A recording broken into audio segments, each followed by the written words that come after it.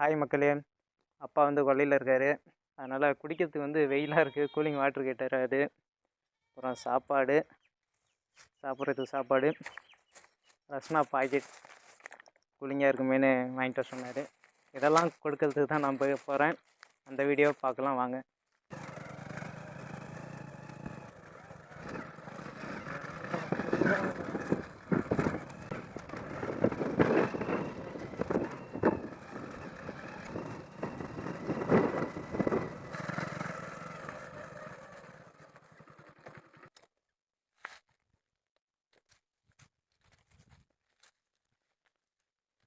எப்பா அப்பா இல்லை தண்ணி அப்பாட்ட தண்ணி கொடுக்க போகிறோம். இந்தப்பா எப்போ தண்ணி கொண்டாடணும்?